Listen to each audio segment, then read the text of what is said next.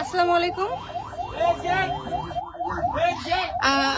আমার কথা হচ্ছে, আমি শুরু থেকেই রাজনীতি পছন্দ করি না। আমি নিজেও বলছি অনেকবার তারে যে রাজনীতি ছেড়ে দেন, রাজনীতি ছেড়ে দেন। রাজনীতি আসলে, রাজনীতিতে যে উপকারের বদলে, মানুষের উপকারের বদলে অপকার বেশি হয়। হ্যাঁ, তাহলে সেই ক্ষেত্রে আলোমতো ঘোষণা দিচ্ছে সে রাজনীতি ছেড়ে দিচ্ছে। রাজনীতি ছেড়ে দিয়ে কি তার ভালোভাবে জীবনযাপন করার কোনো অধিকার নেই? বলেন, এটা কোনো কথা?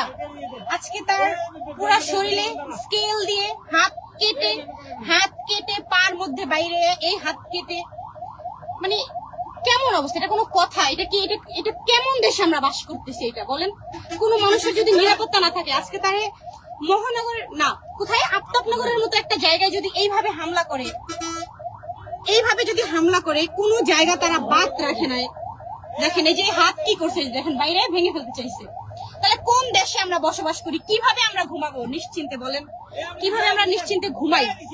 কি করছে? এই যে দেখেন এই হাতটা ভেঙে ফেলছে বাইরে, এই যে এই হাতটা ভেঙে ফেলছে, এখানে কেটে ফেলছে, এইখানে কেটে ফেলছে, এই যে এইদিকে কেটে ফেলছে, এদিকে সব জায়গায় কেটে ফেলছে তার হাত, এদিকে সব হাত কেটে ফেলছে, পান মধ্যে বাইরানো হয়েছে। সে তো রাজনীতি ছেড়ে দিছে, তাই না?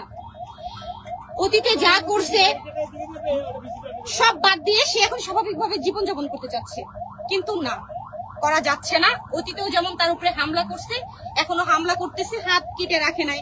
একটা মানুষের উপরে কেন এরকম অত্যাচার হবে? তার তো ভালোভাবে বাঁচার অধিকার রয়েছে, তার ছেলে মেয়ে রয়েছে, তাকে তো কেউ বাবা ডাকে, তাই না? তার উপরে কেউ নির্ভরশীল, তার উপরে ভরসা করে অনেকগুলো মানুষ বাঁচে, তাই না? তার সংসার রয়েছে, তাহলে তার উপরে কেন হামলা করা হবে? কেন হামলা করা হবে? আমরা কোন দেশে বসবাস করতেছি? কেন এরকম করা হবে? সে তো রাজনীতি ছেড়ে দিয়েছে। রাজনীতি আমি নিজেও পছন্দ করি না, সেও রাজনীতি ছেড়ে দিয়েছে। তাহলে এইভাবে হামলা করার মানেটা কি? কেন? একটুকু আত্মা কাঁপে না? একটুকু কি খারাপ লাগে না? এইসব মানুষের? দেখেন হাতগুলো কিভাবে ভেঙে ফেলছে, দুইটা হাতই ভেঙে ফেলছে, হাতগুলো কেটে ফেলছে, পার মধ্যে বাইরানো হয়েছে। এগুলো কি, কিভাবে পারে এগুলা? এই কোন সন্ত্রাসী এগুলা? সবাই দোয়া